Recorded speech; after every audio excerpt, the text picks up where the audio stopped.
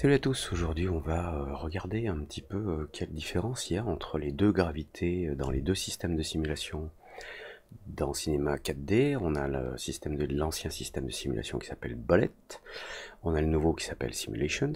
Dans les deux, on a des paramètres de gravité, et ces deux paramètres ont des valeurs différentes. Dans l'un, c'est 1000 dans Bullet, et dans Simulation, c'est moins 981. Donc on va regarder un petit peu, on va explorer un petit peu la gravité, et vous allez voir qu'en fait c'est la même chose, mais il y a d'autres facteurs qui rentrent en compte dans les deux modules de simulation, et c'est ces facteurs-là qui peuvent nous donner l'impression que la gravité n'est pas la même. Alors, la gravité, c'est une valeur standard, notamment sur Terre, que l'on mesure au niveau de la mer, et c'est une mesure qui est une accélération sur un certain temps.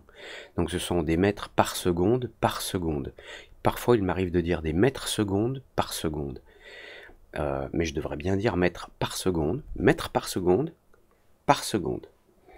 Donc sur Terre c'est 9,8065, 8065, un truc dans ce genre, qu'on arrondit généralement soit à 9,8, soit à 9,81. Donc on va simplement créer une scène. Hop là, je vire ma tête. On va créer une scène avec des cubes. Alors je vais prendre des petits cubes, on va mettre 20 cm par 20 par 20. Voilà. Donc, je vais prendre un premier cube ici. Je ne sais pas pourquoi j'appuie pas simplement sur la touche S pour zoomer. Je le duplique, donc CTRL, je le glisse en dessous, donc j'en ai un autre. Alors on va quand même les appeler dans l'ordre, cube 1 et cube 2. Alors dans ce premier cube, je vais faire un clic droit pour mettre un tag, un bullet tag. Donc comme je vous l'ai déjà expliqué dans une autre vidéo sur les deux systèmes de simulation de cinéma 4D, on a des tags pour faire interagir des objets avec l'algorithme de simulation Bullet, avec des tags qui lui correspondent, des corps rigides, des corps souples et des corps qui réagissent uniquement, qui ne font que gérer des collisions. Et dans simulation, on a plus de tags. On a les soft body comme dans Bullet Tag, des corps souples, et on a par exemple Cloth, mais soft body et Cloth c'est la même chose, sauf que Cloth c'est un soft body sans les soft body, et on va le voir dans un instant. Alors donc si dans le premier je mets un bullet tag rigid body, c'est un corps rigide, je peux même mettre un, je me demande si je ferais pas mieux de mettre un soft, voilà, un soft body. Dans le cube 2 je vais mettre un simulation soft body. Alors ce cube 2 qui est, on va le mettre à droite là, on voit des petits traits apparaître parce que le module de simulation qui s'appelle Simulation utilise un modèle algorithmique qu'on appelle PBD, c'est particules PBD, particules quoi, D c'est Dynamics, particules PBD. Ah oui, non, c'est Position Based Dynamics. Et donc c'est un algorithme qui gère dynamiquement la position de chacun des points d'un objet, avec des effets dynamiques qui peuvent être des forces comme la gravité, des turbulences, des collisions, etc. Donc si je mets simplement ces tags par défaut sur les objets et que je fais play, hop, les deux objets tombent. Ce que l'on peut voir rapidement sur la vue par exemple de front, je suppose, où sont-ils? Ils sont là. C'est qu'ils ne tombent pas à la même vitesse. Alors, on va essayer de les voir. Attendez, je vais simplement mettre Display Grow Shadings. Voilà, comme ça on voit les deux carrés. Et ils ne tombent pas à la même vitesse. Donc, on va regarder dans les paramètres CTRL D où Edit Project Settings. Ici, on a les deux onglets dans les attributs. On a les deux onglets Bullet et Simulation. Alors, je vais juste agrandir un petit peu. Donc, dans Bullet, dans General, on a une gravité qui est de 1000.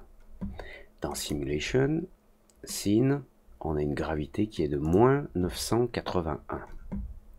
Alors, pour être franc, je pense que dans l'ancien système Bullet qui reste actif dans les dernières versions de Cinema 4D pour des raisons de rétrocompatibilité des scènes, ils ont toujours utilisé cette valeur de 1000, mais je pense que c'est simplement pour se simplifier la vie. 1000, ça correspond en fait à un facteur multiplicateur d'une constante interne qui est de moins 9,81 mètres par seconde par seconde. Et que ça, c'est simplement un facteur multiplicateur. C'est mon opinion et je pense qu'elle se vérifie dans un instant. Comme vous le voyez, le bullet est à 1000 et dans Simulation, on est à moins 981. Alors, dans Simulation, ils ont préféré utiliser une valeur plus réaliste. Alors, sachez quand même que sur Terre, donc au niveau de la mer, l'accélération des corps, s'ils sont dans le... Enfin, après, il y a la problématique du vide. Si on fait tomber un bloc de plomb et une plume, ils vont pas tomber à la même vitesse sur Terre à cause de l'atmosphère, qui va ralentir la plume beaucoup plus que le bloc de plomb. Mais si on était dans le vide, on aurait une accélération négative, puisque notre axe Y est positif vers le haut.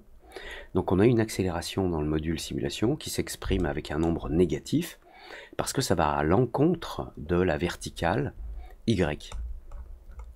Pourquoi ma flèche verte est si grande là, je sais pas. Et donc ce nombre, alors les centimètres ici, ça veut rien dire, c'est juste l'unité par défaut de cinéma 4D. Si on va, je sais pas si c'est dans Project Settings, dans Préférences. Dans Préférences, on doit avoir Units.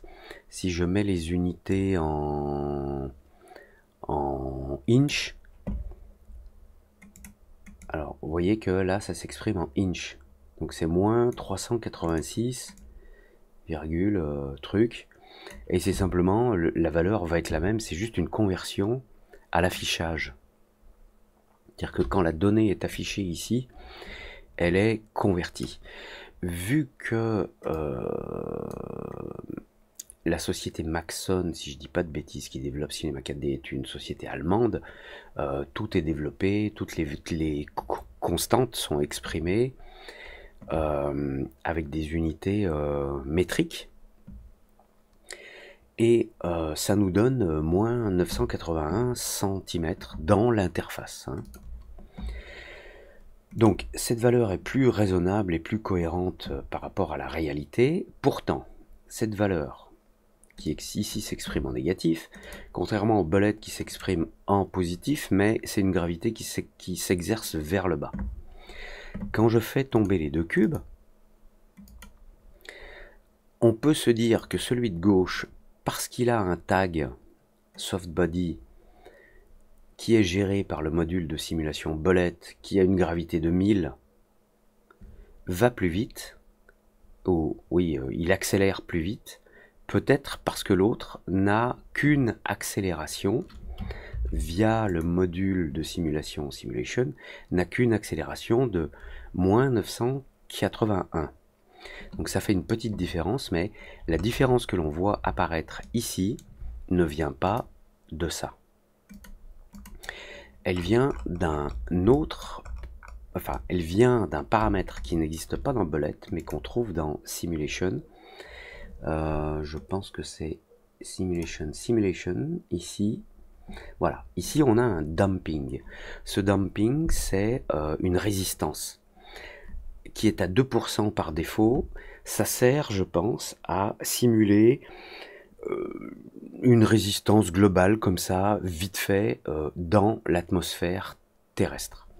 Et vous allez voir que si on met cette résistance à 0, et qu'on rejoue la scène et qu'on fait tomber les deux cubes, eh ben, ils tombent presque à la même vitesse. D'ailleurs, il y a un truc qui est assez étonnant, c'est que ici au début, celui de droite est un petit peu en retard. Alors, on va pas se préoccuper pour l'instant du fait que celui de droite a une petite rotation, hein. Mais celui de droite est un petit peu en retard. Et quand on continue, là, il prend de l'avance. Alors, on va continuer à les faire tomber et on voit que celui de droite prend vraiment, enfin vraiment, c'est pas énorme hein, à l'échelle. Donc il prend un petit peu d'avance, mais en vérifiant sur le premier objet, coordinates, il est quand même déjà à 4500 cm de là où il était. Ça fait quand même une distance qui est grande, puisque 100 cm ça fait 1 mètre. Là il est tombé de 44 mètres, et l'autre il est guère plus loin, il a pris 2 mètres, 2-3 mètres d'avance. Et puis si on continue, après il se passe des choses encore différentes. Bon. Donc maintenant qu'on a vu que le damping dans Simulation a une grosse influence sur le fait que les objets qui sont gérés, CTRL D, par l'algorithme Simulation ont un damping par défaut, mais c'est aussi un algorithme qui est différent. Alors après on peut essayer de... Enfin, on obtient des choses légèrement variables quand on change par exemple le nombre de substeps, donc le nombre de calculs entre les images. Si je suis à 25 images par seconde et que dans Simulation j'ai un substep de 20, il fait 20 calculs entre chaque image. Mais si dans Project Info je me mets à 50 images par seconde, maintenant on a 20 calculs entre chaque image à 25 images par seconde, à 50, on en a 2 fois plus que quand on était à 25 images par seconde. Est-ce qu'on a vraiment une différence? Je ne pense pas. Par contre, vous voyez que le cube de droite, lui, se met à virevolter, à tourner sur lui-même un petit peu plus vite, plus tôt. Voilà, il tourne plus tôt. En plus, il est moins aligné là. Il a dévié un petit peu de sa position initiale vers la gauche. Bon, ça c'est lié aux algorithmes et à leur précision. Si on veut plus de précision, dans Simulation par exemple, on augmente le nombre de substeps à 40, on peut doubler les itérations, x2. Alors, je vais simplement écarter le deuxième cube là. Puis après on peut relancer une simulation. Et on voit que celui de droite, hop, prend de la vitesse sur l'autre. C'est simplement parce que ce sont deux algorithmes différents. Je ne sais pas si vous voyez les points là. Hop, et je ne sais pas si vous avez vu, il y a eu une espèce de déviation là. Voilà. Il y en a un qui dévie là, celui de droite, maintenant il est à gauche. Bon, ça c'est des problèmes de précision dans les calculs parce que plus les objets se déplacent, plus ils ont des vitesses qui sont grandes, plus ils ont des vitesses, que ce soit des vitesses de déplacement dans l'espace ou des vitesses de rotation sur eux-mêmes, notamment pour les modules Simulation. Au bout d'un moment, l'algorithme utilise d'autres unités de calcul. C'est comme s'il déplaçait un petit peu la virgule pour avoir plus de nombres du côté gauche de la virgule, enfin plus de chiffres pour faire les calculs du côté gauche de la virgule. Et en déplaçant cette virgule par exemple à droite pour avoir plus de chiffres dans la partie entière du nombre, il aura moins de précision dans la partie décimale qui se trouve à droite de la virgule, et le résultat du calcul se met à changer drastiquement à un instant ou à un autre. D'ailleurs, pour le fun, on pourrait mettre un traceur. Si je mets un traceur, et que dans ce traceur je mets cube 1 et cube 2, hein, si tout se passe bien, il va me tracer. Alors je reviens au début. Est-ce que je suis trop loin pour voir ce qui se passe? Oui. Ah, en plus dans le traceur, là j'ai les vertices qui sont actifs, donc je vais les enlever, je veux juste la position de l'objet. Et là, on voit un truc assez étonnant, c'est que celui de gauche, le traceur trace bien son déplacement, celui de droite, non. Et ça s'explique. Vu que les deux moteurs de rendu sont différents, complètement différents dans leur algorithme, le moteur Bolette, lui, il calcule le déplacement de l'objet. D'ailleurs, vous voyez que si je clique sur l'objet, j'ai son axe qui est représenté ici. Alors que le module Simulation, en mode Point Based Dynamics, si je clique dessus, je ne vois pas l'axe de l'objet, il est resté à sa position originale. Alors vous allez voir, ça nous donne un truc assez spécial parce que si on reprend une simulation, notre simulation à la base, et pour voir la différence d'espace dans le temps entre les deux objets, ce qu'on peut s'amuser à faire, c'est créer une caméra. Par exemple, bon, je vais créer une caméra ici. Je vais faire caméra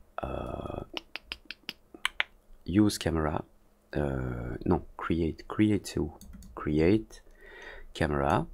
Ah, j'ai mis une target caméra. Create camera. Voilà. Cette caméra, je vais changer sa rotation 0, 0, 0. Sa position, je vais l'aligner en X sur 0 pour qu'elle soit alignée sur le cube Bolette qui lui est là, à gauche de l'autre.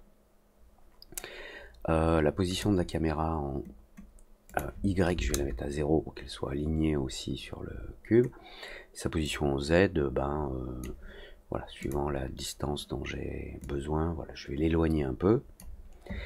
Et maintenant, je vais piloter la position verticale de la caméra par rapport à la position verticale du cube 1.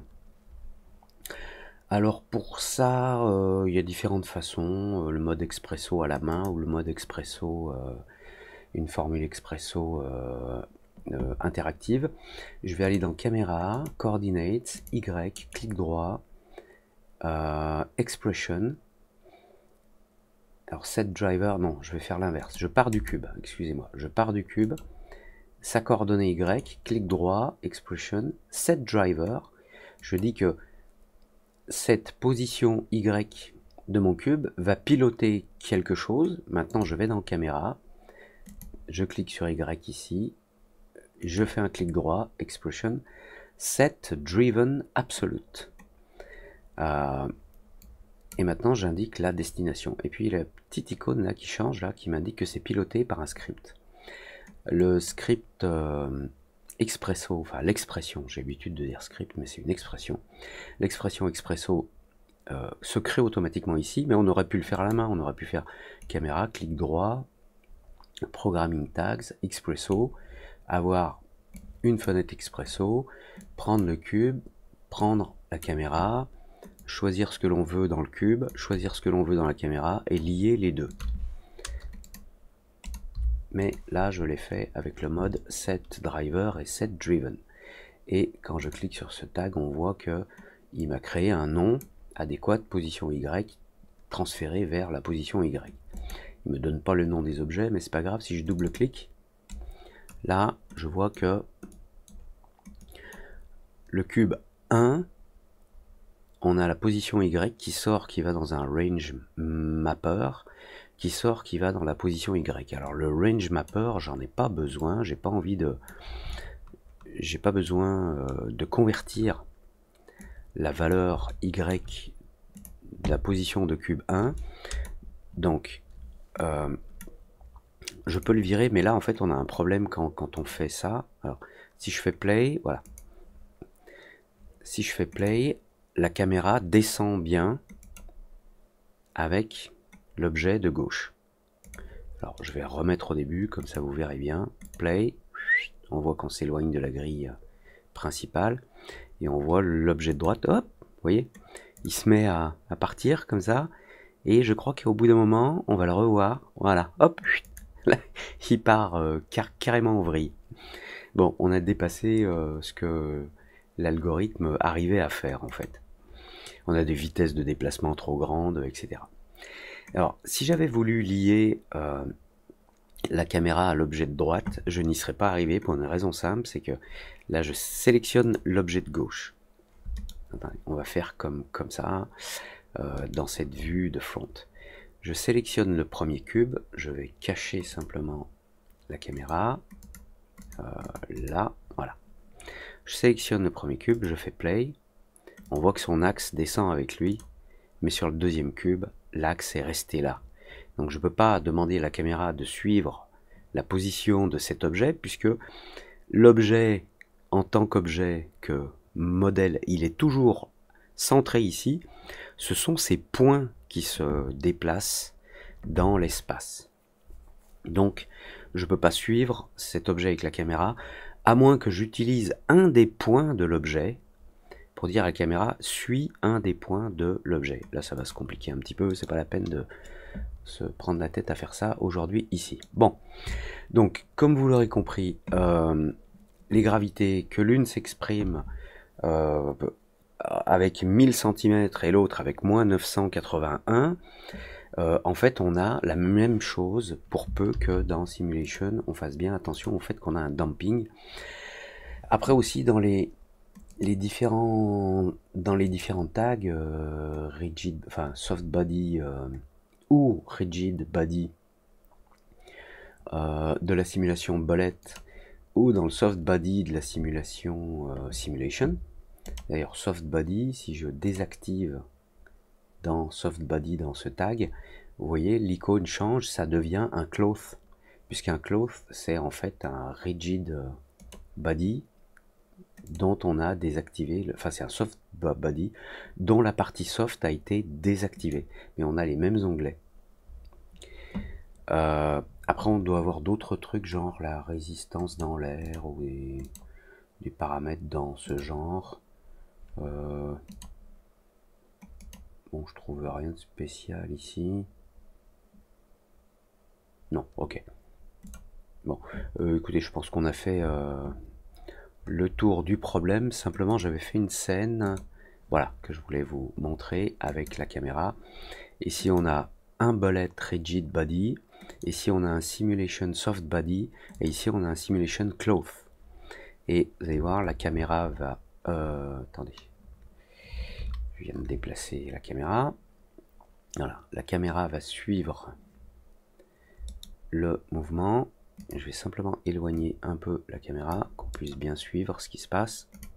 Si je fais play, voilà, vous voyez, ce droite accélère, il réaccélère encore plus, hop, il ralentit, et hop, et c'est parce que je pense qu'à un moment ou à un autre, on a des facteurs, on va dire, d'erreur qui se produisent parce que les distances sont suffisamment grandes pour que l'algorithme décide de changer d'échelle de calcul. D'ailleurs, si on fait CTRL-D et qu'on va dans Bullet, on a dans le mode expert, on a une échelle globale pour dire bon bah ma simulation elle se situe dans une échelle d'environ 1 mètre quoi. Et si on change cette valeur, si on met par exemple 1000, ça modifie en fait l'algorithme pour lui dire hey, déplace la virgule à droite ou à gauche pour être plus précis à cette taille là. Alors mettre 1000 ici, apparemment ça change pas grand chose là tout de suite. Par contre je crois que si je mets 1 cm, on va avoir, voilà, vous voyez, on a l'autre algorithme change vite fait de précision, celui-ci a sa propre précision, le bullet, et on a un comportement qui est complètement oui, qui est très différent. Est-ce que le bullet va rattraper les deux autres? Peut-être qu'on peut regarder déjà dans la vue de dessus. Ils sont plus tout à fait au même endroit. Ouais, et ils commencent à se barrer. Allez, on refait, on regarde à droite ici. Vue d'en haut. Déjà, ils se baladent. Les deux. Voilà. Mais donc tous ces paramètres rentrent en compte. Vous avez aussi le nombre de subdivisions, de calculs par image dans le bullet qui a son incidence, le seuil d'erreur qui a son incidence aussi. Et donc ici c'est le scale qui fout la merde, j'ai envie de dire, enfin qui crée une différence qui est plus grande. Vous voyez, si je mets un scale de 10, on a bien hop une variation, une deuxième, les petits cubes qui traînent là en bas, et puis peut-être qu'on va les rattraper. Non, ils commencent à partir en vrille, et là ils ont une rotation qui est tellement forte que ils partent. Il y a un point qui doit dominer sur les autres. Bon voilà, alors j'étais censé parler de la gravité, mais on a vu un tas de paramètres dans les modules de simulation, mais je pense que c'est toujours intéressant à apprendre. Abonnez-vous, likez pas, mettez un commentaire comme d'habitude si vous avez des questions ou des réflexions intéressantes et intelligentes. Merci à tous, à bientôt, ciao.